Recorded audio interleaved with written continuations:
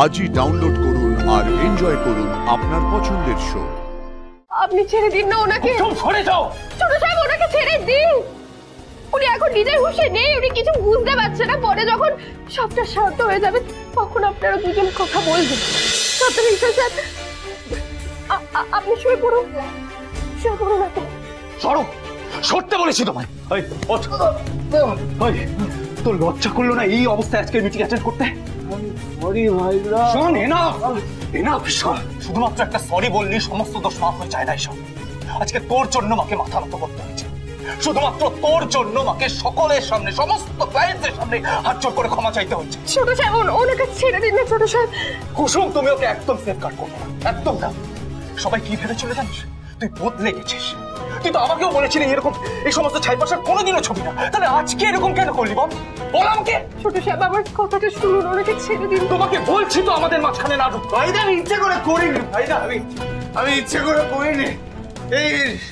এই রোশন আমাকে খাইয়েছে। রোশন, এই দেবলিনার এক্স বয়ফ্রেন্ড।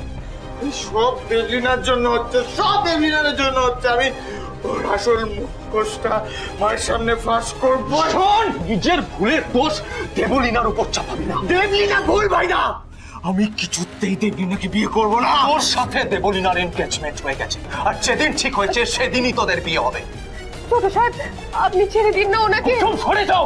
ছোট সাহেব, ওনাকে ছেড়ে দিন।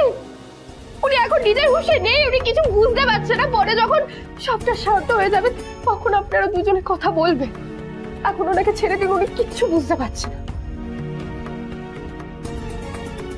ছোট সাহেব, আপনি তো ওনার বড় ভাই, আপনি ওনাকে না বুঝলে ওনাকে আর কে বুঝবে? আমি কিচ্ছু বুঝতে চাই না কুসুম, কিচ্ছু না।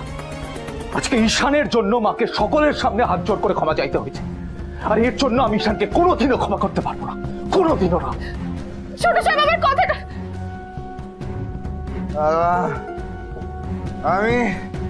আমি দেবলিনাকে কিছুতেই বিয়ে করবো না। Thank you so much, Roshan. Anything for you, baby. I'm very thankful যে তোমার মতো একজন আমার লাইফে আছে। তুমি সব কিছুতে সব সময় আমার পাশে থেকেছো Roshan, each and every time.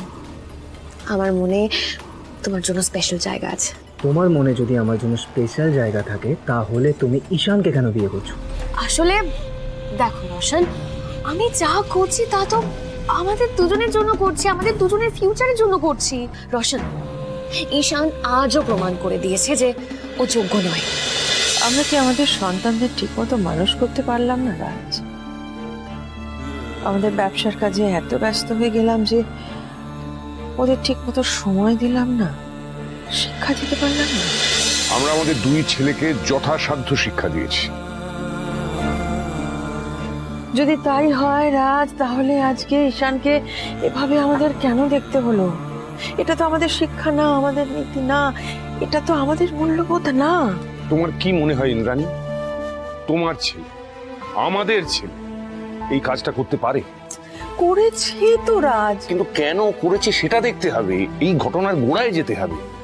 হ্যাঁ, মানছি যে ঈশান খামখেয়ালি, কিন্তু দায়িত্ব জ্ঞানহীন তো নয়। এত বড় একটা ভুল করতে পারে না, নিশ্চয়ই পেছনে অন্য কিছু আছে। কিচ্ছু নেই রাজ, কিচ্ছু নেই। এই যে সারাক্ষণ আমি বলছি না যে ঈশান বদলে গেছে, চেঞ্জ হয়ে গেছে, অনেক অনেক রেসপন্সিবল হয়ে গেছে, অ্যাকচুয়ালি আমার নজর লেগে গেছে, কিচ্ছু হয়নি ওর।